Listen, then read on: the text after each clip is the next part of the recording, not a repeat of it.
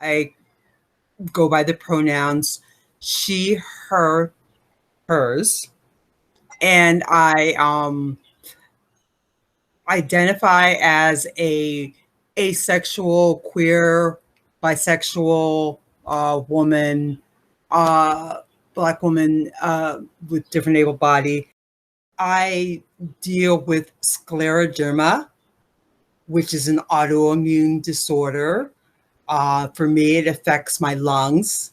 The skin of my lungs is really tough and hard.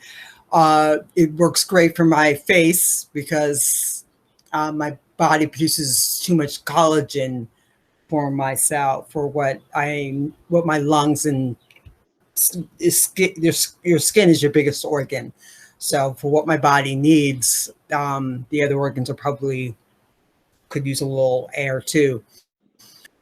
And how my scleroderma affects me on a day-to-day basis is that's why I identify as a person who deals with chronic illness, because I'm dealing with joint pain every day. Sometimes it's less, sometimes it's more, sometimes it's my left elbow than my right elbow, but it's always some joint. I'm dealing with fatigue. My ideal sleep is probably like 10 hours, which is a lot for an adult, but that's, well, I can operate on a little bit less. I can operate on 8. I can, but 10 is probably ideal. It also cognitive. It also gets in there as well. I'm very dizzy and foggy, and think slower than not slower. Well, just time wise. I'm not making a judgment. I slower than others. Takes me a second to process. Thank you, Née, for sharing your identities and also what you're going through. I'm familiar with vascular collagen disease. I have also inflammatory issues. I had Lyme disease, and I have fibromyalgia. I also have myalgic encephalomyelitis, which I deal with chronic pain and joint pain and also fatigue. It affects me cognitively too. So I'm familiar with sometimes not being able to understand basic things, and also having a hard time with coming up with words and forming sentences, particularly the longer that I have to pay attention or that I have emotional exertion or physical exertion. It just worsens all of my symptoms. I also have a difficult time regulating body temperature, very sensitive to light, sound, different things. So I think there's some overlap in the inflammatory autoimmune realm. And my name is Gabriel, by the way. I identify as a queer Latinx person, and I use all 3 pronouns. I use he, she, and they. I don't mind. And I'm working with the Queer Liberation March this year, just like last year, to put together a beautiful representation of our community in solidarity with Black lives. So thank you for taking the time to talking to us and to share your experience and the overlap of race, queerness, and disability or different able-bodiedness with us and with our community at large. I'm glad to be here. I was also interested that you mentioned other marginalization that you experienced based on ageism, even though you have this, your skin is great and you look great. But I think it is very important to bring out that, for instance, the disabilities that you suffer from, as well as mine, are not easily seen, right? As is sometimes our gender performance, our gender presentation, or our race. We are Those are more, people are more attuned to those than to how we are experiencing the world, because they can't see our disabilities. Yeah. So if you could talk a little bit about that, and how it affects you, and the organizations that you're involved with to bring awareness to these issues. There's only a few organizations that I'm involved with at this time, but I always believe that it's important for each person to have support in whatever they're dealing with, not to try to go it alone. I'm involved with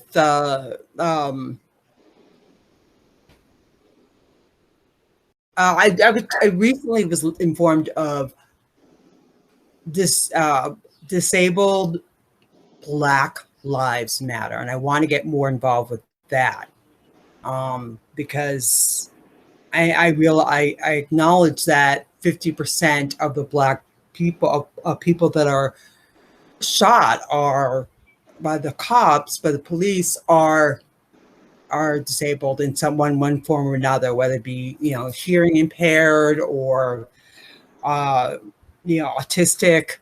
And my nephew is autistic, so it scares me on a day-to-day basis because he's a Black man. I mean, he's almost 20 or 20 now, and and he's a big man, and I'm afraid that the cops are just going to shoot first and ask questions later, and I'm just fearful of that. We need to change the system. But honestly, I really haven't dealt with a lot of personal police interaction, but I've had a lot of interaction with hospitals. Especially when I was younger, I went all the time because I also deal with neurological disorder. Mostly it's psychological, but I didn't know that then. I thought it was more neurological. So I was at the hospital with my shaking all the time. I'd say probably about quite often, but even as I got older, I've been going to the hospital, and I think they don't see me. They don't even really see what's my symptoms. They just stop.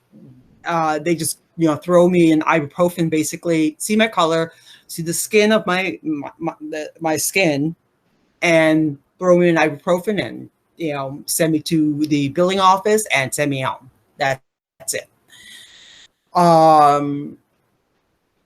And so that's where I felt a lot of systemic racism and oppression, is at the hospital level and medical, and just seeing all the reform that needs to be done there, because there's a lot of problems that need to be addressed there.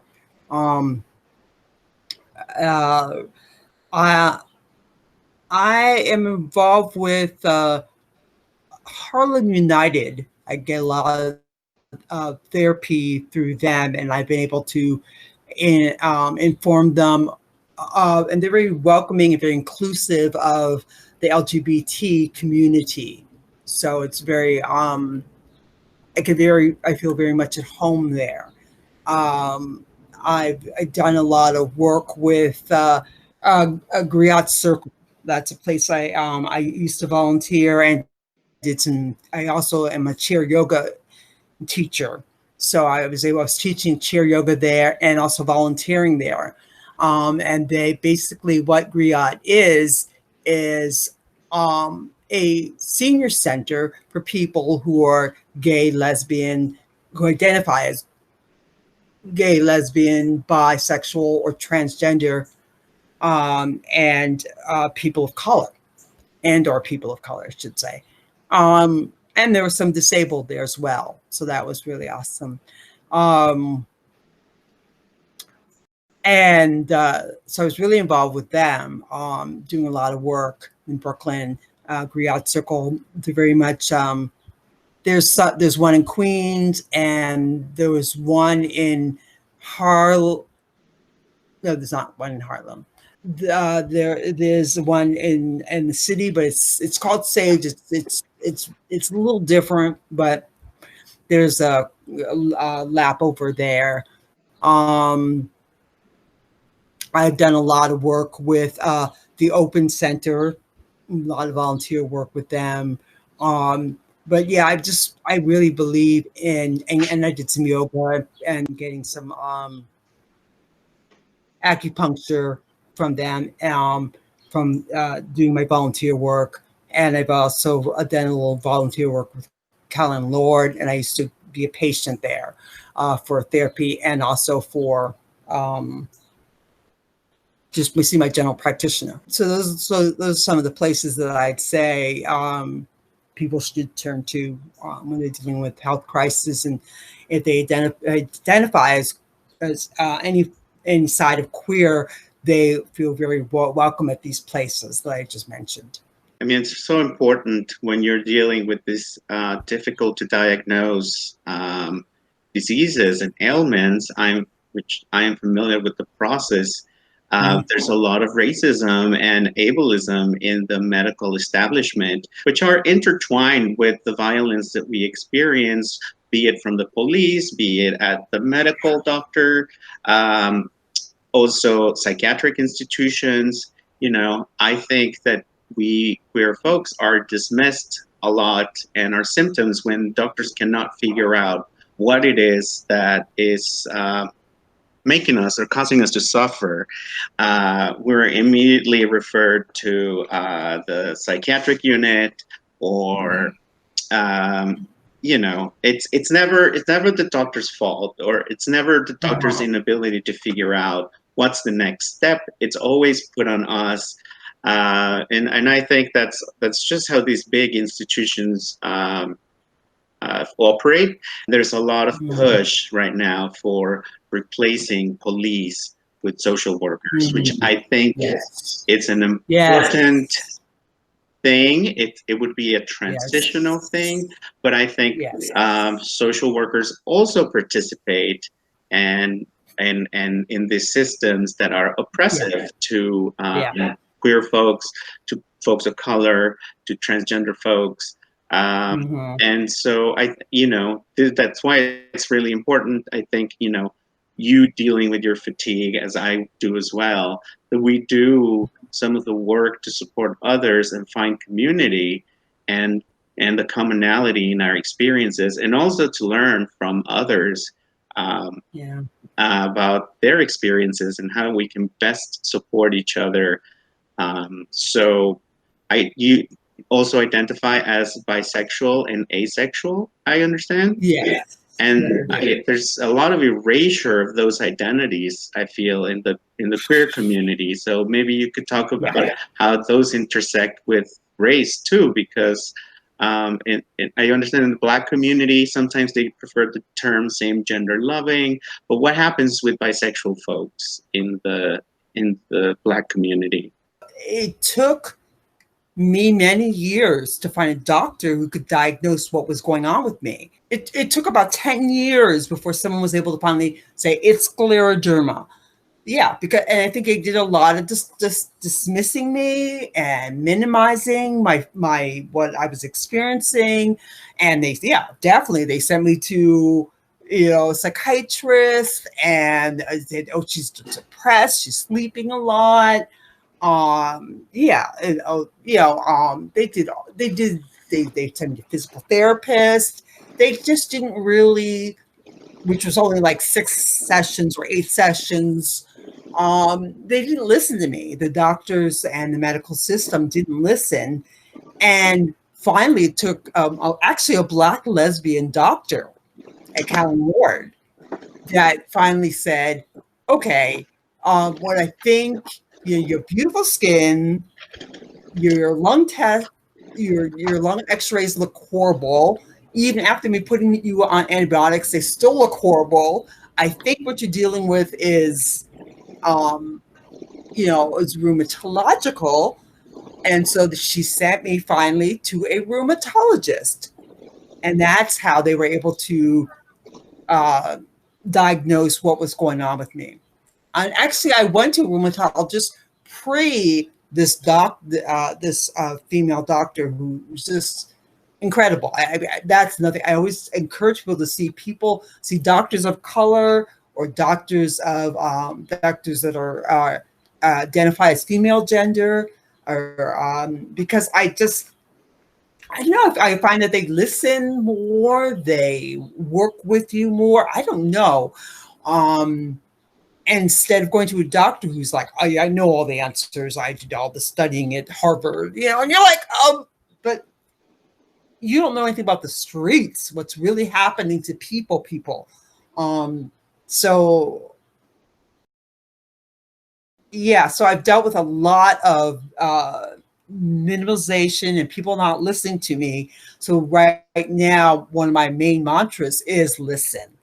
And one of my favorite signs that I made yesterday was listen, learn, unlearn, learn, relearn. Because I just feel like this is a time where it's so, I think we're always need to be better listeners, be more active listeners, but especially in this time of the Black Lives Movement and all of the changes that the systemic racism that has been around for like ages, but is now being finally really addressed.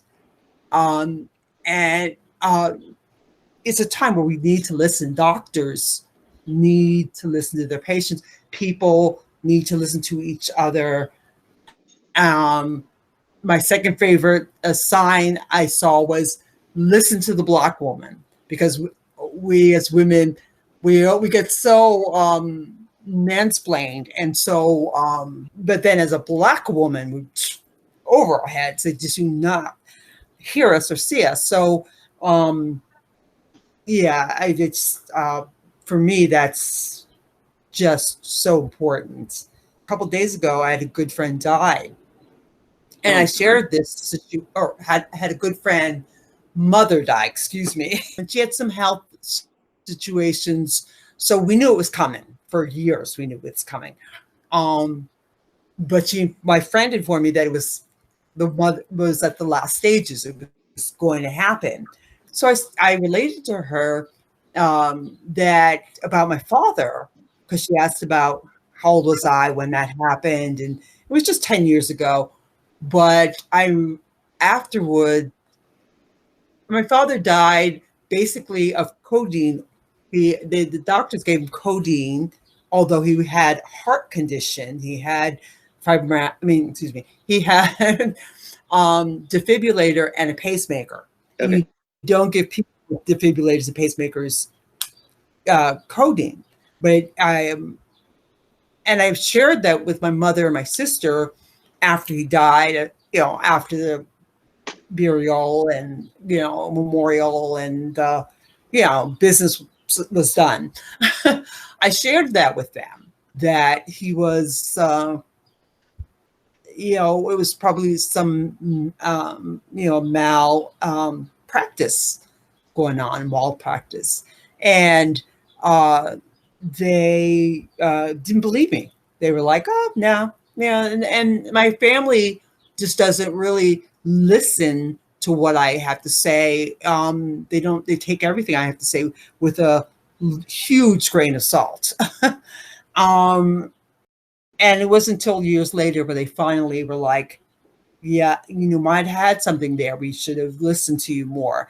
And it's too late, but I think it's very, it's more prevalent, I think, in the Black and brown communities for these kind of things, for this kind of sloppy treatment, sloppy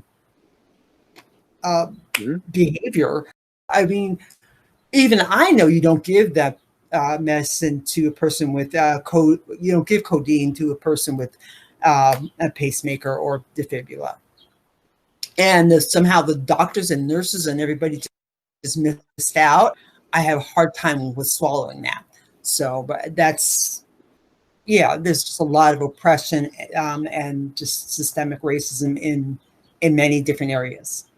Yeah, the medical community, and like, I'm glad you brought it up, because just because we're queer, we're not above mansplaining things, and we need to listen and to pay attention to the all femme folks, because I think that even for a feminine man, an effeminate man is usually dismissed too, not as much as a woman or a trans woman, Yeah, but no, but they are. there's issues with femininity just in general. Yeah, yeah. And as they intersect with race, they just get compounded. Definitely. I would like to have a few people in my community that are asexual, and I don't know of any at this time. Well, actually, it's not true. I know a few people identify that way, but I don't know them. I would like to have a few in my community. I'd like to know a few, have my contacts in my phone, and so I'm because there are such a few people that identify as asexual. I think it's like 1% of the people, because there's a small people in that field. For me, how the pandemic has been affecting my health situation. One is the medicine that I take that I need for my rheumatological issues is the one that Trump is preaching everyone to go take, and that he says he's taking, and I don't know. And so when I call the pharmacy for it, there's a little bit of pause. And, I mean, it might be just that they're like friends have said, they're just checking to see if it's, if it's there. But I think part of it, the pause is so, does she, because again, it's a new pharmacy, it's a new everything for me. So they don't know me. They don't know me from Adam or Eve. And they don't know if this is a person that needs this medication, or what. It's just one of the people trying to get their hands on it. I guess for me, because also I tried to commit suicide. See my tattoo with I'm part of the colon project, which is people who tried to commit suicide and were not successful at the suicide attempt, and so now are flourishing. So I'm very aware of the fact that I personally need to look at all of my health when I'm looking at what's going on with me. And so when they were saying shut down, and all I could hear was isolation, and I got to be away from people. So I thought, oh gosh, that's going to be a whole other set of problems. And again, I don't know anybody in this area. I got moved to Queens from some friends helped me move here. So I don't know anybody here in Queens. And all of a sudden it was shut down, and there's not a lot of pretty parks in the area, or pretty anything really in the area where I'm at. And so I was a little concerned, but I've kind of fallen into a routine. I do my yoga, I do my meditation, I'm taking walks, I'm taking pictures, I'm putting them on Instagram, which is new for me. I didn't really use my account. I had one, but I didn't use it that much. And and I'm just taking the time to really work on the photos and work on their hue and their size and what I want to focus on, whether it's the just one little hole of the tree, or the whole tree, or just one leaf, or what I want to focus on, or someone's just have been going on, or the t-shirt the person's wearing, or what factor do I want to focus on. So I've like the artist in me is coming out. I didn't know where in art I fit, but I do have an artist. But yeah, so I fall into a schedule. So things have been working really well for me now.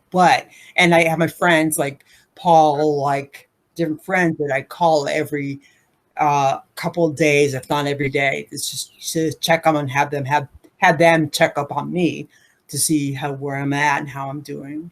I intentionally got my tattoo. They say get a tattoo where you can see it, and I understood then, but I really understand now. Because all I have to do is look down, and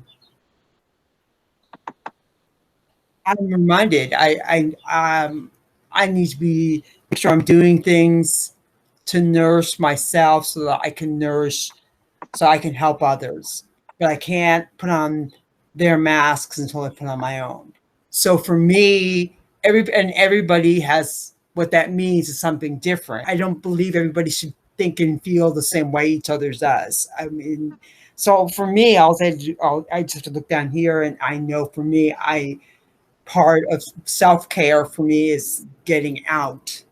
I keep doing things to adjust. I mean, just getting out was an adjustment because in the beginning I did not want to leave the house, but at the same time I don't have the privilege of I couldn't get things delivered. People were so panicked. It was very difficult to access things, and I have limited resources, so I had to go and get food, but I would have to do it, at least like once a week.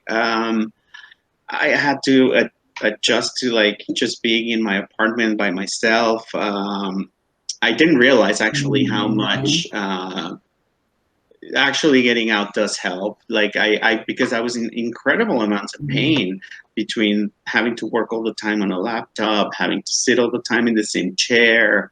I realized that working and going to different spaces, for as much as it takes a toll on me physically,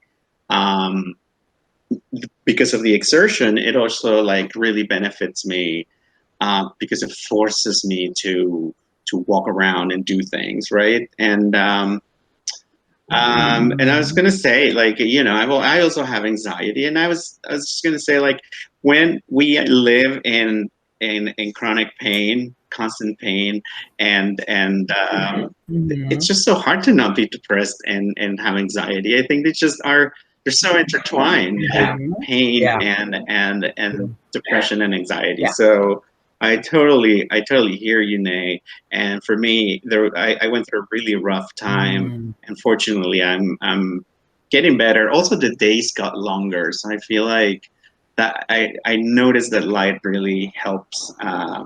And again, I have to bring it back to just like I reinserted myself into like organizing and getting involved again with Reclaim Pride, because I had sort of dropped out of the face of Earth because I was really busy with school, and that really was it's just exhausting. And, it took everything out of me. And then with COVID and all the adjustments to the technology, and I'm not a tech whiz, so I had to figure out things. You understand? I'm in constant fear of just like I just it's one of those things I don't want to get. I just don't want to get it. I don't know for sure that it would worsen things for me, but I've heard of really long convalescence and of it being more than just what it was originally presented as, the flu. So I just want to really avoid it.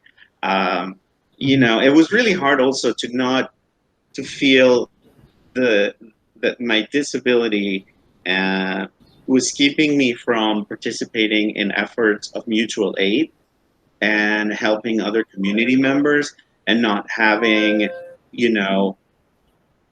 having scarce financial resources to not be able to contribute to bailout phones,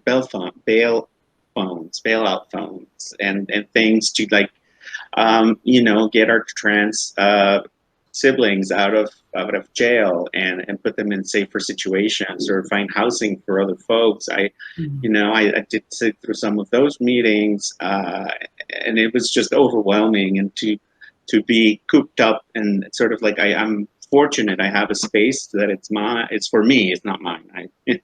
But it's where I live, I have a space, and it's safe, and that is, it made me really grateful. And at the same time, I felt a little bit of guilt and very complicated feelings around not being able to help others, because like you said, it would put me at risk, and so I need to keep my mask on first before I can help others. And that's still complicated.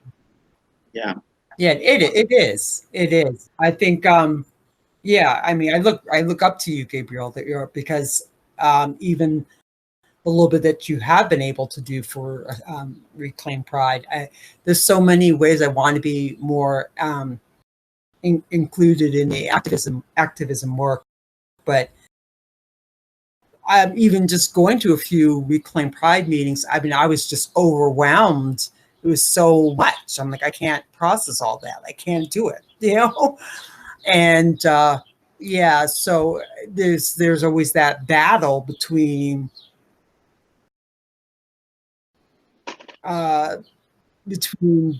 doing good for others and doing good for yourself, and having to weigh that out. And I don't think it's a battle that people who don't have to deal with day-to-day health issues understand. But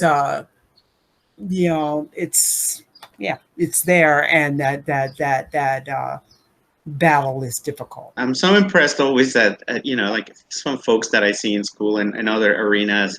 I'm just always so sometimes amazed about the amount of energy that some people have, and how able to just be in places and do things. It's sort of pretty amazing to see what an able body can do. And it's also good that we know our limits, and you find where you fit. You mentioned that you do you've worked with like Griot and with Sage, and you teach chair yoga, which I've been told I should do because it would help me. So I think we find where we fit. When I first came back to Reclaim Pride, I sat through the meetings very quietly because I just didn't know where I would where I could and I ended up in accessibility again, like working with wonderful Elizabeth, who's just like our rock for accessibility. So I'm just happy that I was able to just seamlessly almost come back and just support her work and the work of the coalition. So I think, Née, you do what you can, and you do it where you feel that it has the most impact.